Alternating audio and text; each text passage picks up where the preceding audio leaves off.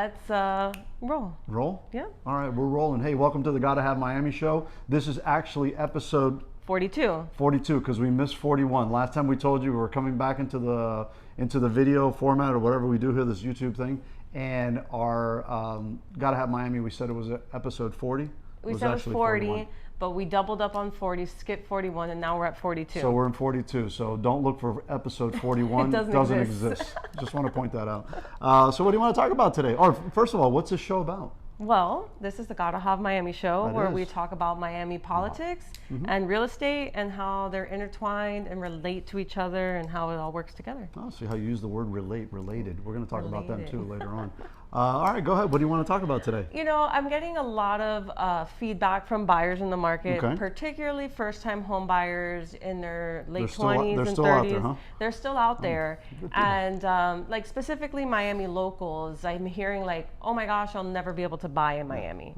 And my first thing is like, listen, do you plan on being in Miami for a long time or forever? Because if you don't, then don't buy here, you know, and focus on where you want to go. But if you have family here, you intend to raise your family here, whatever it is, if you foresee yourself being in Miami, If you're a UM grad and you know you're never going to leave here, all right, listen to Ashley. just go for it. You have to change your perspective on first-time home buying. I hear so much, I want my dream home. My dream home is a single family and it's modern, has a pool and 5 bedrooms and a guest house and a driveway and the whole thing. And I think that really shifting your perception on what your first purchase should be can help the home buying process. I think a really cool, creative way to get your first house is multifamily, like a duplex. You live That'd in be one half amazing. Yeah. and you rent out the other. And then when you're ready to make that move to your dream home or forever home, you now have an investment vehicle. So I like that idea. And that's, I mean, in Hialeah, there's so many multifamily duplex and like, I don't know, all types of apartment buildings. So like, Half I of think, them are illegal, but we'll get to that conversation too. I think just broadening your horizon, that my first purchase isn't going to be my forever home. Maybe thinking like my first purchase is going to be forever in my portfolio, Right. but not going to be my dream home. I like that idea. Forever in my portfolio. I like that. I like that idea. And I'll give you a very good example. So the home that we're taking a picture of and where we're doing that. And by the way, we moved studios because we were critiqued about our other studio that I had a feedback and everything. And that came from our closing attorney. Yes. Right. So our closing attorney actually is like a video guru, and he told us that we're doing it all wrong. We've been probably doing everything wrong for a while, but going back to where we're shooting from right now, and we're shooting from my home, from my living room. When we bought this home, it obviously was not for like what we wanted. And the home when we bought it was a 2-2. Right. It had acoustic ceilings. It had no air conditioning, but it was in the location that we were looking for. It was out of our budget. The interest rates back then were 9%. Everything was against us, yet this is where we wanted to live. Right. This is what we could afford to buy. The home was never even close to what it currently is. And I think one of the things that Ashley brings up is, remember something, when you buy a home, the dirt is really what's worth the money. We've talked about this on and on and on and on. The location is what's worth the money. You can always build whatever you want afterwards. Yeah. And this is something that you can play contractor. And if you're playing contractor, you're actually valuing your property higher. You've been playing contractor in your home for the last 6 months, hence why we haven't been here. I mean, actually, this time I leveled up and got a contractor. There you go.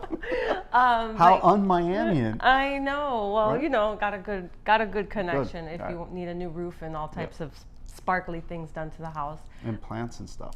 Lots of Fancy. plants, lots of them. Fancy. Very exciting. But again, what to Ashley's point is, if you really look for the property, and again, interest rates go up and down. When we bought our place, and it was 20 years or 30 years ago, 30 years, almost 30 something years ago. Holy hell. Our interest rates are super high. You could always refinance where numbers come down, and those are all assets. But again, if you are in the location that you want to be, if it's the property that you feel, don't be afraid of today's interest rates. They are high. They will come down. They always have. They always do. But I think look at the location, then look at the potential of the property. And that's something that Ash and I really work with our clients, is to let them know, hey, listen, just when you're looking at this property, you can actually do this. You can add this to it. You can do some of the things. And again, it's not that we're playing contractors, because by the way, that's illegal. But we're just giving some suggestions as to when you're looking at a property. So never look at a property for what it is structurally What now. it can be, what you see it But for. what you feel it can be and Yeah. how you can actually grow into the property, especially if you're young like you guys are. Yeah, and grow into the property physically by expanding and adding on, knocking down new construction, or just using it as your first rental property and moving As on your- to the next house. As your investment property, that's Yeah, right. yeah. So very good topic. Keep that in mind as you guys are shopping around. Remember, what you see isn't really what's always going to be there.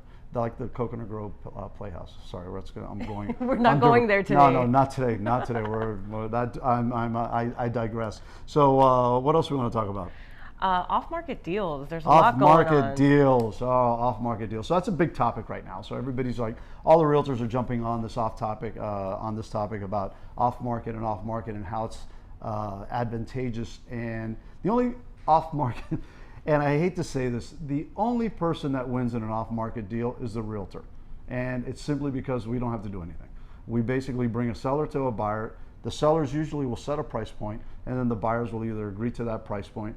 It's usually a little bit inflated, and that's what we have seen in the traditional markets. In today's market, all we're doing is we're taking off a property, and I recommend to sellers, unless it's very, very high end. If we're talking, high end now in Miami is 10 million plus. Yeah. So if you're looking 5 at that, million that's a is different not story. high end Yeah, anymore. it's like a middle market. But again, if you're looking at that type of number, then that's a different animal because the amount of buyers that are out there looking for these trophy properties are a little bit different.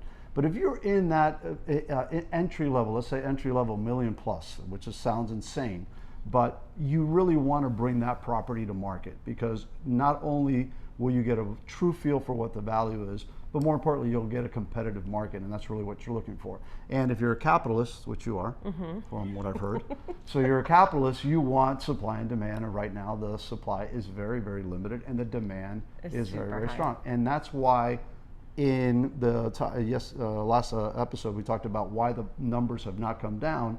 It's because we do not have supply. We never will. We're always going to lack supply because of limits into how we build and how our zoning, which is political, gets affected. So, single families in Pinecrest, we've talked about this before, in an acre lot, you only build one property when you technically build 9 properties.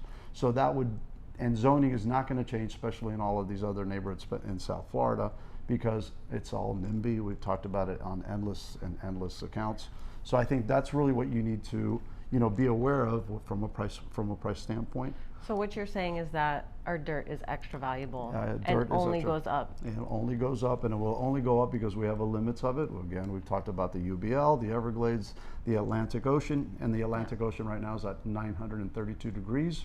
So hurricane season should be special coming up in September. We've done good so far. It officially started June 1st, and we haven't had any scares or depression. Because we have the Sahara dust. Oh, the dust was here? The dust is here, and because the dust is here, that's why we have that nice gray sky. It's not bad for you, really. It isn't. You'll be fine. I know. It's not bad for you at all. Well, speaking of demands in Miami, Yes.